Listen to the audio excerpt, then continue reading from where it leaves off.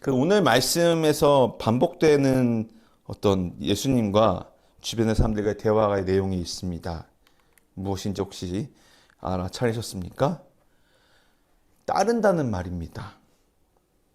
57절에 예수님께서 이렇게 가고 계시는데 한 사람이 예수님, 선생님 가시는 곳이라면 제가 어디든 따라가겠습니다. 그러자 59절에 그래 나를 따라라. 또 그러자 61절에 또 다른 사람이 와서 다른 말을 하며 저는 주를 따르겠습니다라고 또 말하는 겁니다. 그래서 예수님께서 또 대답을 하십니다.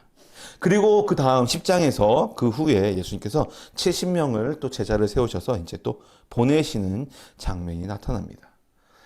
이 말씀을 이렇게 읽다 보면서 예수님을 따르기 위해 예수님을 따라다니는 것, 따라가는 것이 무엇일까?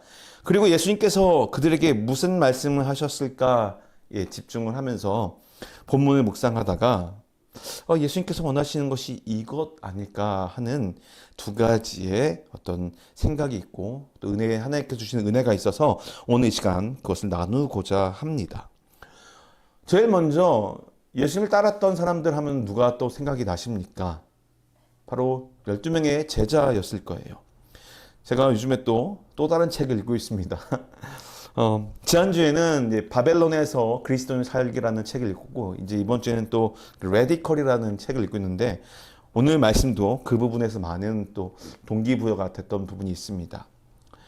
레디컬이라는 책을 쓴 저자는 이미 유명한 미국의 아주 커다란 대형교회의 목사가 젊을 때 되었다고 합니다. 근데 그가 실제로 원했던 목회는 어떤 모습인가? 그가 고백하기로는 자기는 정말 예수님을 사랑하는 12명만 데리고 목회를 하고 싶다고 얘기를 하더라고요. 그것이 예수님께서 하셨던 목회이기 때문에. 하지만 그 눈앞에는 매주일 3,000명씩 예배 드리는 사람이 있었고 어마어마하게 커다란 스케일이 큰 사역의 환경이 예수님을 따라갔던 제자들과 예수님의 사역과는 좀 동떨어져서 어떻게 하면은 그 예수님을 따라가는 것이 맞을까 고민하며 사역을 행하고 있고 기도하고 있었다고 고백합니다. 저도 목사로서 교회를 세워갈 때 어떻게 세워가면 좋을까 고민을 하게 됩니다. 그럴 때면은 가장 먼저 떠오르는 사람은 사실은 12명의 제자입니다. 그들은 어떻게 예수님을 따랐을까? 그들을 통해서 우리가 배울 수 있는 것은 사실은 많은 위로입니다. 예수님의 그 부활이 사건이 이루기 전까지 그들은 형편없는 모습을 보일 때가 많았죠. 믿음의 고백을 하지만 뒤돌아서면 엉뚱한 얘기를 하고 있고요. 또 마치 저의 모습처럼 예수님께서 이렇게 할 것이다, 이렇게 갈 것이다, 이것이다 라고 얘기했는데 그들이 원하는 다른 것을 마음에 품고 예수님께 동문서답하듯이 말할 때가 있었습니다. 그런데 오늘 누가복음 9장에는 예수님을 따르겠다고 등장하는 사람들이 나타났고 그들에게 예수님은 이렇게 해야 된다라고 뭔가 말씀하고 계세요. 저도 사실 이 본문 말씀을 읽을 때 그냥 이렇게 읽었지만 사실은 약간 오해할 때가 있었습니다. 특별히 60절 말씀에서 보면은 죽은 사람들에게 죽은 자를 묻게 하고 너는 가서 하나님 나라를 전파하여라. 이 말씀을 누군가에게는 조금 속상한 마음으로 전달하게 되었던 기억이 있어요. 누가 물었습니다. 그러면은 장례식장 가지 말라는 거예요? 우리 가족이 죽었는데 그 사람을 그냥 내팽겨치고 그냥 예수님만 믿으면 되는 건가요? 집안에 여러 가지 일이 있는데 특별히 요즘은 좀 덜하지만 20, 30년만 해도 한국에서는 집안의 제사 문제 때문에 며느리들이 눈물을 흘리며 기도하던 가정들이 많았습니다. 하나님, 우리 가정은 아직까지 제사를 드리는데 저는 예수를 믿기 때문에 이 제사를 하는 게 너무 마음에 걸려요. 그럴 때 어떤 분들은 믿음으로 담대하게 제사에 참여하지 마십시오. 그러면서 이 말씀을 전하던 모습을 제가 직접 봤기 때문에 그렇습니다.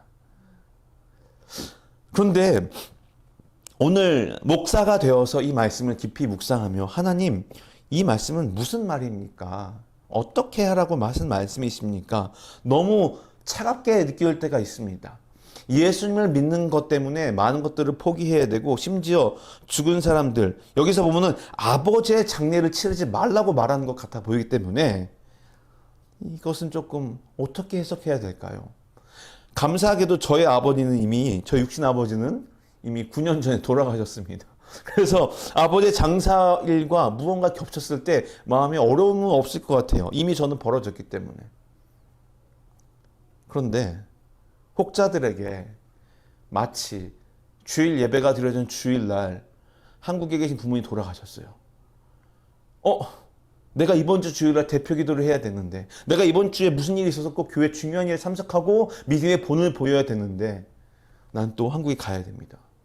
이런 상황에서 실제로 이미 죽었기 때문에, 돌아가신 분이기 때문에 나는 장례식 끝나고 가겠습니다라고 하며 한국 고국가는 일정을 미뤘던 분들도 제 주변에 계세요. 그런 상황을 봤을 때 좀 어려웠습니다.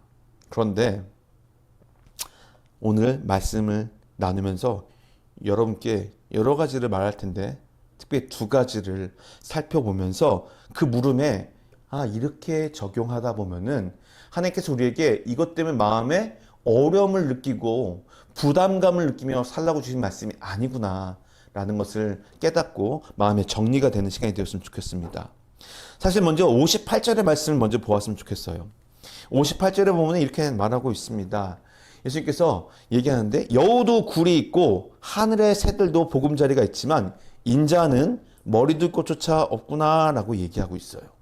이게 무슨 말 같습니까? 한번 생각해 보셨어요? 여기서 인자는 예수님이세요. 고향에 가면은 배척을 받는다 다 좋지만 저는 그냥 이 58절의 말씀 앞에 57절에 예수님을 따라갔던 사람이 이렇게 얘기하는 거예요. 주님, 제가 예수님이 가는 곳이라면, 선생님이 가는 곳이라면 어디든 따라가겠습니다라고 얘기를 합니다. 그렇죠? 그런데 예수님께서 뭐라고 얘기하세요? 여우도 굴이 있고 하늘 새들도 보금자리가 있지만 인자는 머리 들 곳조차 없구나. 아까 말씀드렸던 그 레디컬이라는 책에서 이 장면을 어떻게 얘기하냐면요. 예수님은 홈리스라는 거예요. 근데 저는 조금 더 다르게 생각을 하게 되었습니다. 무엇이냐면요. 이 말씀은 단순히 우리가 집을 세우고 집을 사고 내가 안정적인 집에 거하며 그 안에 평안함을 누릴 곳이 없다라고 말씀하시는 것 같아요. 예수님은 그 당시 3년 동안 사역하시며 그의 모든 일생을 통틀어서 집을 사지 않으셨어요. 자기 집이 없으셨어요. 그냥 저는 이거를 문자 그대로 보자면은 이겁니다. 이 땅에 살아가는 여우도 하나님께서 만드셨고 하늘의 새도 하나님께서 만드셨지만 그들에게 보금자리를 다 주셨다는 거예요. 이 땅에서. 근데 예수님께는 머리들 쉴 곳조차 안식을 취할 곳이 없다는 거예요. 그 말은 이 땅에서 누려야 될 안정과 평안함에 너희의 목적을 두지 말고 저 천국의 소망을 두고 살라라는 말로 저는 이해하게 되었어요. 그래서 첫 번째 우리가 깨야 될 제자로서 살아가야 될 것, 예수님을 따르기 위해 우리의 만족할 타이밍을 좀 늦춰야 한다라고 말하고 싶습니다. 이게 무엇이냐면요. 제가 미국에 와서 살다 보니까 살 곳이 있다는 거 정말 중요해요. 그런데 그 지난 19년부터 시작된 제 유학생활에서 보면 이렇게 시작이 됩니다. 처음에 차가 없었어요. 걸어 다녔습니다. 그러다가 주변에 자전거 타고 다니는 사람이 보여가지고 돈을 모아서 자전거를 샀어요. 자전거 타고 학교를 답니다. 도서관을 다닙니다. 옆에는 차도가 있기 때문에 차들이 쌩쌩 다녀요. 그럴 때 마음에 원함이 있습니다. 주님, 저렇게 많은 차 중에 제 차는 없네요. 그러다가 2, 3년이 지나 제 차가 생겼습니다. 할렐루야. 그 차를 가지고 학교도 다니고 교회도 다니고 그 당시 제가 교회를 잠깐 동안 새 교회를 섬겼던 적이 있어요. 여기서 이거 하고 저기서 이거 하고 저기서 이거 차를 샀더니 얼마나 신나게 주일마다 돌아다녔는지. 그런데 그 차를 타고 그 벤츄라라고 그 캘리포니아 그 LA 북쪽에 벤츄라라는 곳을 이렇게 지나갑니다. 또 마음에 제 안에 원함이 있습니다. 하나님, 저렇게 많은 집 중에 제 집은 하나도 없네요. 근데 어느덧 세월이 지나 미국에 온 지 15년 차가 되었을 때 제 집을 사게 되었습니다. 그리고 나서 3년 동안 저희 아내 이름으로 3년 동안 제 집을 갖게 되었을 때 그 평안함은 이루 만족할 수가 없었어요. 얼마나 행복했는지 모르겠어요. 그런데 개척을 위해서 그 집을 처분하게 되었습니다. 다시 제 집이 없는 새에 들어 사는 신세가 되었어요. 이런 상황에서 무엇을 제가 느끼느냐면, 주님, 저도 집이 있었으면 좋겠습니다라는 고백을 여전히 하는 거예요.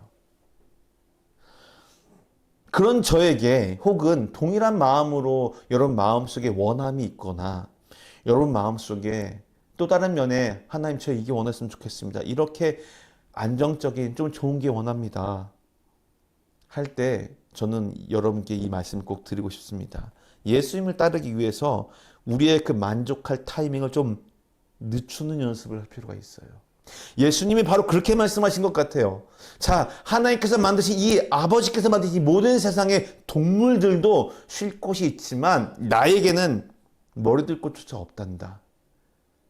이게 언제 한 말이냐면요, 57절에 주님, 제가 주님을 따르겠습니다라고 했더니 네가 따라야 될 나는 이 땅에서 마음 편히 쉴 곳이 없는, 집도 없는 사람이야. 그런데 너 이 길을 따라올래? 그러자 예수님께 다른 사람이 말씀하셨습니다. 나를 따라라. 나는 집도 없어. 왜? 내가 영원히 구할 영원한 평안의 집은 저 하늘이기 때문에. 이미 여우도 굴이 있고 새들도 보금자리가 있는, 각자에 맞게 처소가 있고 쉴 곳이 있는 곳을 예비하신 하나님께서 나에게 예비하신 곳은 이 땅이 아니라 저 천국인데 그 길을 가는 제자의 길을 너도 따라라고 59절에 얘기하는 겁니다. 이것이 예수님 믿는 거라는 거예요. 그래서 우리가 지금 조금 더 만족스러운 것을 원할 때가 있어요. 그렇죠? 조금 더 맛있는 걸 먹고 싶고요. 조금 더 좋은 옷을 입고 싶습니다. 엊그저께 제가 이렇게 옷에 대해서 어떤 기사를 봤어요. 어떤 사람이 실험을 했습니다. 올드 네이비, 갭, 바나나 리퍼블릭 세 가지가 같은 회사예요. 하지만 약간 등급이 나눠져 있습니다. 이 사람이 똑같은 디자인의 검정색 폴로 티셔츠를 한 군데 가서 사서 입어보고 비교를 하며 어떻게 차이가 나는지를 얘기합니다. 근데 그 사람의 고백은 그겁니다. 우선 올드 네이비는 제일 쌉니다. 그런데 약간 뻣뻣하대요. 100% 면이 아니기 때문에. 하지만 입는데 큰 불편함이 없답니다. 그리고 두 번째로 간 곳이 바나나 리퍼블릭이에요. 가격이 3배입니다. 100% 면에 아주 부드러운 재질입니다. 하지만 자기 몸에 뭔가 좀 안 맞지만 여전히 디자인도 신경 쓴 것 같고, 올드 네이비에서는 단추가 2개밖에 없었지만 디자인 스타일로 해서 단추를 4개나 심어놓은 그 디자인은 혹했답니다. 하지만 가격이 3배를 줘야 할 만큼 좋은 것인가에 대해서 의문을 가졌다는 거예요. 그러다 이번에는 갭을 갔답니다. 갭을 갔더니 바나나 리퍼블릭보다는 싸고 올드 네이비보다는 2배 정도 가격이래요. 20불, 40불, 60불인 거예요. 그런데 재질은 100% 면에 충분히 좋고 튼튼하답니다. 그래서 그가 갭으로 가려다가 내가 20불 차이를 과연 만족할 수 있을까? 아니면 괜찮을까 하다가 결국은 올드 네이비에 가서 옷을 샀다는 그런 글을 봤습니다. 이것이 인생 같아요. 할 수 있어요. 그런데 조금 참을 수도 있는 거예요. 내가 돈을 많이 벌기 때문에 많이 쓸 수도 있습니다. 그런데 하나님 보시기에 이 땅에 우리가 소망을 두고 사는 사람이냐, 저 천국에 소망을 두고 사는 사람이냐, 그거에 따라서 내가 만족한 타이밍을 조금 양보하고 미뤄도 된다는 것이, 거기서 바로 예수님을 쫓아다니는 제자들의 가치관이 드러난다는 것입니다. 예수님께서 보이신 모습이 바로 거기라는 거예요. 인자는 머리도 곳조차 없다. 그러나 예수님께서 내가 잠자리가 불편하다, 음식이 맛이 없다, 옷이 헤어지거나 신발에 달아서 불편하다는 말씀을 한 번도 하지 않으셨어요. 그리고 제자들에게도 나중에 갈 때 심지어 옷도 여벌의 옷을 갖지 말고 전대에 돈을 채우지 말고 가라고 했습니다. 그 제자들을 그렇게 훈련시키셨어요. 예수님의 부르심에 응답하기 위해서는 지금 우리의 안락함을 내려놓는 것, 내가 지금 만족하면서 조금 불편함을 감수하는 인생으로 나의 발걸음과 생활의 모습이 바뀔 때 거기서부터 예수님을 따르는 작은 실천이 시작된다는 겁니다. 말씀을 들었어요. 은혜를 받았어요. 너무 감사하고 좋죠. 그러면요, 물론 저 멀리 선교를 나가는 것도 있습니다. 때로는 단기 선교에 가는 것도 있고요. 헌금을 많이 하는 것도 있어요. 그런데 우리의 삶에서 작은 것부터 결단하고 바꾸는 것에서부터 우리는 예수를 따르는 제자의 모습을 실천할 수 있다는 것입니다. 예를 들어서 우리가 새로운 사역에 참여하려면요, 시간과 에너지를 엄청 투자해야 될 때가 있어요. 그 과정이 힘들 수도 있고요. 하지만 제일 먼저는 나의 컴포트 존으로부터 나아가는 것부터 시작이 됩니다. 그래서 우리의 만족할 타이밍을 좀 늦추는 것부터 시작해 보는 것이 어떨까 싶습니다. 두 번째로 예수님을 따르는 것은요, 바로 이겁니다. 예수님을 따른다는 것은 잃는 것에 집중하지 말고 얻을 것에 집중하라는 것입니다. 이렇게 나와 있어요. 60절 말씀에 다시 이렇게 죽은 사람들에게 죽은 자를 눕게 하고 너는 가서 하나님 나라를 전파하여라. 이게 지금 무슨 말을 할까 저는 고민을 해봤습니다. 사실 이거는 저의 해석일 수도 있고요. 저에게 허락하신 은혜의 어떤 고백일 수 있습니다. 나중에 천국 가서 한번 물어봐야 되겠어요. 예수님 왜 그렇게 말씀하셨어요? 그런데 저에게 오늘 주신 은혜의 말씀이 이겁니다.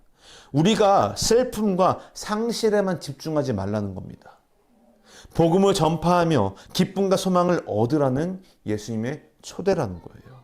누군가의 임종을 경험하는 것은 정말 아프고 슬픈 일 맞습니다. 사랑하는 일을 잃는 고통은 우리를 깊은 슬픔에 빠뜨리게 됩니다. 맞아요. 그런데 예수님은 그 상실의 순간에도 우리에게 주어진 사명을 잊지 말고 복음의 기쁜 소식을 전하라고 하십니다. 왜냐하면요, 이 땅에서의 가족들이 슬퍼서 헤어졌습니다. 하지만 내가 복음을 전하며 새롭게 만나는 사람들과 함께 저 천국을 함께 소망하다 보면은 우리 안에 새로운 소망이, 그리스도의 산 소망이 심겨져 열매 맺을 수 있는 계기가 된다는 것입니다. 우리가 잃는 것에만 초점을 맞추다 보면요, 하나님께서 주신 기쁨과 소망을 놓치게 됩니다. 슬퍼하지 말라는 게 아니에요. 슬퍼한 곳에 멈추지 말기라는 거예요. 슬퍼하는 것에 그 자리에 가지 말라는 것이 아닙니다. 죽은 사람들에게 죽은 자를 묻게 하고 너는 가서 하나님 나라를 전파하여라. 여기서 보면요, 두 가지의 비교가 생겨요. 죽은 사람들과 저예요. 죽은 사람들은요, 죽은 자를 묻게 하는 거예요. 근데 사실은 우리도 묻을 수가 있어요. 그러나 그 묻은 자리에서 함께 슬퍼하며 거기서 안주하지 말라고 저는 이해하고 싶습니다. 그리고 거기서 더 나아가서 너는 저 죽음에 함께 묻혀서 거기에 함몰되어서 슬픔에 안주할 것이 아니라 더 나아가 하나님 나라를 전파하고 소망을 가지고 살라는 것입니다. 예수님은 우리의 슬픔과 상실의 순간 속에서도, 그리고 어떤 순간에서도 하나님 나라의 소망을 붙들고 살아가길 원하십니다. 이 말씀을 생각하다 보면서 예수님께서 죽은 나사로를 살리셨던 장면이 기억이 났어요. 예수님도 충분히 슬퍼하셨습니다. 죽은 나사로 앞에서 눈물을 흘리셨어요. 그러나 예수님은 거기서 멈추지 않으시고요, 가서 죽은 나사로야 일어나라, 생명의 말씀을 전하셨어요. 그랬더니 나사로가 살아났습니다. 이 세상에서 많은 힘든 일이 있지만 어쩌면 그것을 통해서 뛰어넘는 하나님의 은혜가 준비되었음을 믿고 앞으로 나아갈 때 그 다음 챕터에 기다리고 있는 복이 우리에게 경험되어지는 것을 어쩌면 과거의 경험을 통해서 우리는 알 수 있을 것입니다. 그런데 단순하게 지난주 주일날 말씀했던 것처럼 긍정적인 생각을 하라는 게 아니에요. 여기서 정말 중요한 것은요, 하나님 나라라, 즉 복음을 전파라는 거거든요. 전파하려면 내가 복음을 갖고 있어야 되거든요. 내가 함께하고 있어야 되거든요. 즉 내가 죽음, 슬픔, 상실, 어려움, 상처, 고난 이 속에서 뛰어넘는 것은요, 단순하게 긍정적인 마인드가 아니라는 거예요. 복음이라는 거예요. 하나님 나라라는 거예요.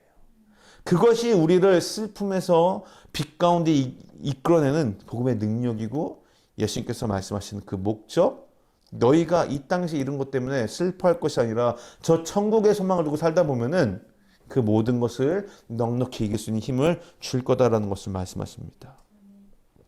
복음을 전하며 살아가는 삶이야말로 우리가 얻을 수 있는 가장 큰 기쁨이라는 것을 우리가 기억했으면 좋겠습니다.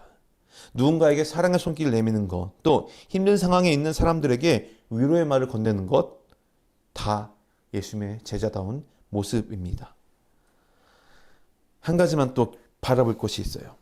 60절의 말씀 보면요, 죽은 사람들에게 죽은 자를 묻게 하고요, 하나님 나라를 전파하래요. 근데 여기서 우리가 한 가지 또 발견할 것이 무엇이냐면은, 하나님 나라를 누구한테 전파할까요? 바로 죽은 자들에게 전파하는 거예요. 영적으로 죽은 자들에게 하나님 나라를 선포하라는 겁니다. 복음을 전파해야 되는 곳은 이미 하나님 믿는 사람들이 아니라 하나님을 아직 모르는, 흑암의 권세 가운데, 사망의 권세 가운데 놓여있는 그들에게 살아있는 복음을 전하라는 거예요. 그렇다면은 잘 보세요. 장례식장 가지 말라는 게 아니라는 거예요.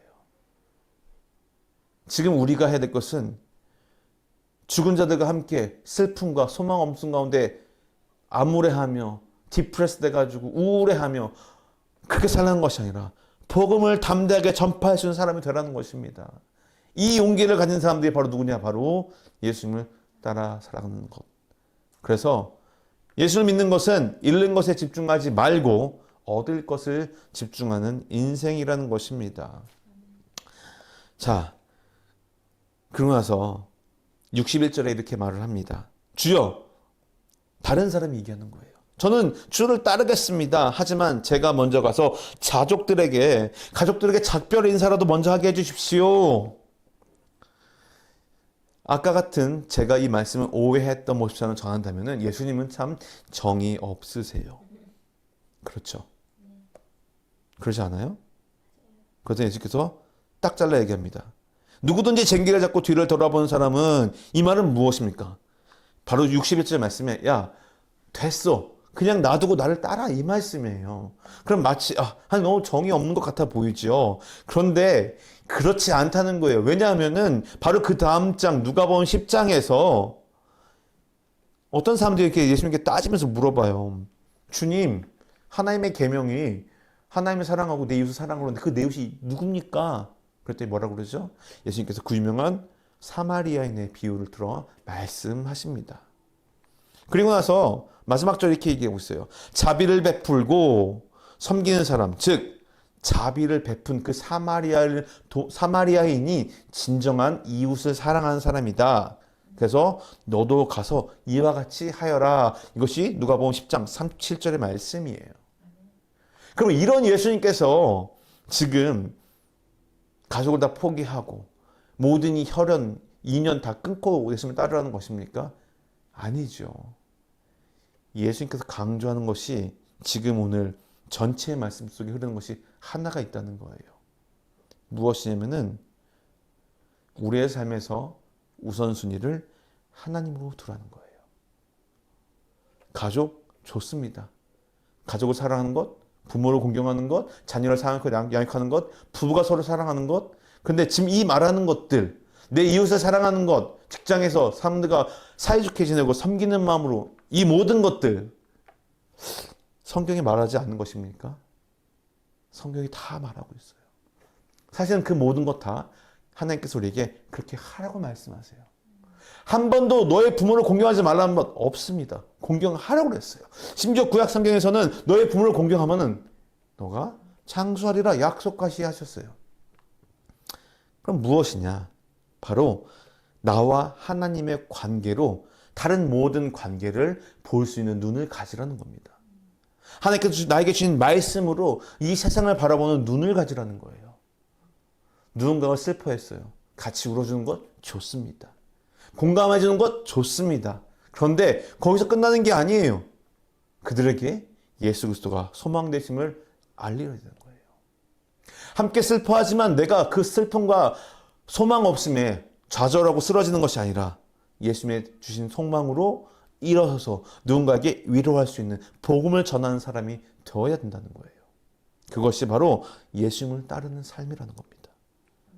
예수님께서 가르쳐 주신 것처럼 우리가 먼저 해야 될 것을 먼저 해야 돼요. 영어로 이런 말이 있습니다. First thing first. 내가 먼저 해야 될 것이 있는데 그것을 먼저 해야 된다는 거예요. 일이 많아요. 뭐부터 해야 되지? 가장 먼저 해야 될 것부터 먼저 해야지. 너무 뻔한 말이죠.